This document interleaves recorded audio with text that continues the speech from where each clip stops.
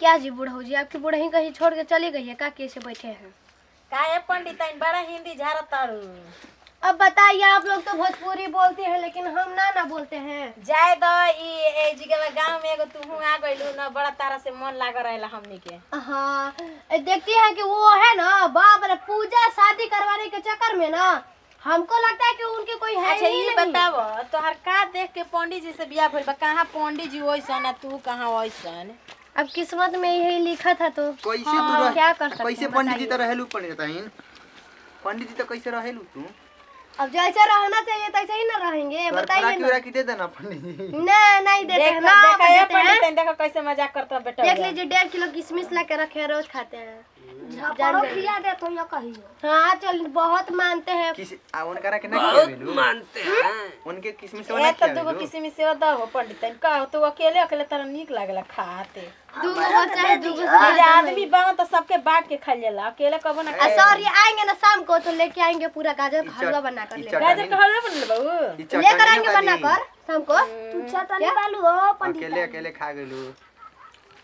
मैं अकेले तो ध्यान नहीं पड़ा इसलिए ना दी। पंडित जी तो मार लियावा तवन फल उल मार सिंदूर टिकुली मार लियावा तवन ना हो अस्तर उस्तर हमनी पर ध्यान। हाँ तो ले आएंगे नहीं, उनका वही कमाए है तो। अब हम कौन कहें कि अस्तर बेला जुलस मिलता मंगनी में इसे मार पंडित झाड़ के चला ताड़ी जाए आप अभी तो पहनी है बाप।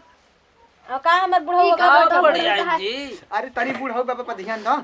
हमारा ऊपर ध्यान दे ए पंडित हम तारा के का कहीं हमरो बुढ़ऊ तो ऐसे नहीं मिलल बन। देखो कैसन का आँख खराब हो गल बा, बनवा के लइनी 20,000 रुपया लगल है। 20,000 रुपया क्या हुआ था? अरे अखिए से उनका ना राती के लौकते ना रहे, जानते बहु राती के सब काम होला, राती के ना लौकत रहे तो 20,000 रुपया लगवा के बनवा करे के कुछ और ही दिन में दिखाई दे रहा था ना। दिन में दिखाई देत रहे तो दिन में ना मजा आवेला, राती के का ना हो मजा बुढ़ऊ? आवेला। तू समझ सकता हाँ हाँ, तो समझिए करे के कुछ और ही तो कह दे तोला कुछ और ही। हो बेटा बता का हो गया हुआ नेरिया मार मजाक पहले बड़ा अब बाबे ना हुआ।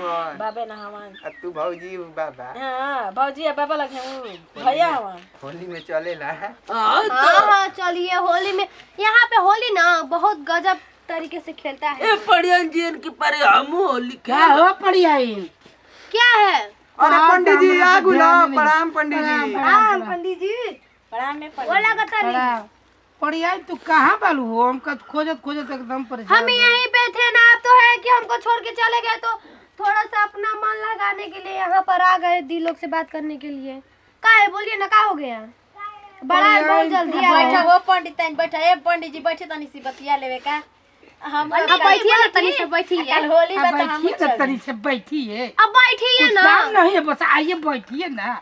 हमको गुस्सा नहीं है ना। पंडित जी क्या कहीं जाना है? सब अब कल अड़ोस पड़ोस के लोग चल जजमानिका में नहीं ना जाना है पंडित जी। का बियाह हुआ नहीं ना करना है किसी का। यार हमको परियां को खोजते खोजते परेशान रहते, देखते जानते हो क्यों खोजते हैं? काहे पंडित जी काहे खोजते हैं? इधर आओ, दिखाते हैं इनका सारा बताइए तो जलवा। क्या हुआ है? इधर आइए, आपको भी दिखाते हैं। क्या हुआ है पंडित जी? हमरा क्या तो चंक आप देख लेंगे तो तुम्हारा दिमाग फ्रेश हो जाए।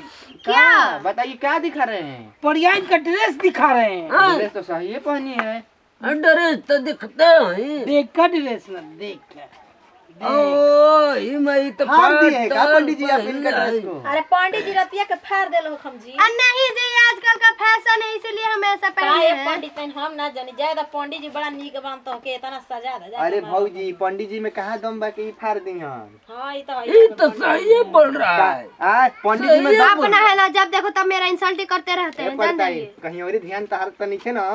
आप ना बहुत मजाक करते, काम किया कीजिए। लागत अब पंडित आई सुनरा के फेरा में पड़ल वाली। सुनहरा के फेरा में पड़ल बा। हाँ तो ये तो सही कह रहा है।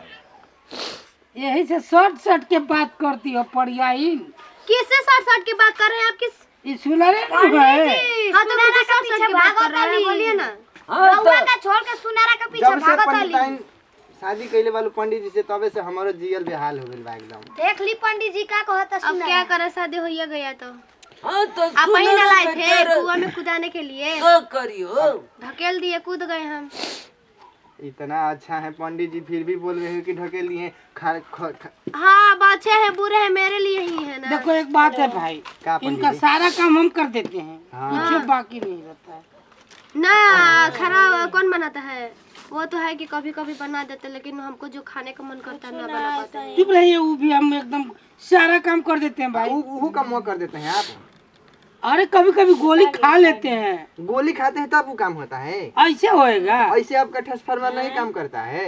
जल गया है पहले ही से। छपा रहा है। हाँ वो तो आवत होई मैं हाँ सही लाइन आवे लग तरवे जोर गई पड़ोस बा। के लोग में बैठे हैं पंडित जी आप नया तार लेली पंडित जी। का पड़ियाइन जी के पंडित जी छो छो के भाग जा रहे हैं यही से। हाँ आप तो चल देखो मजाक ही ए करते पड़िया रहते। क्या है अब चलिए घर। भूख तो लगल इतना है। जल्दी है।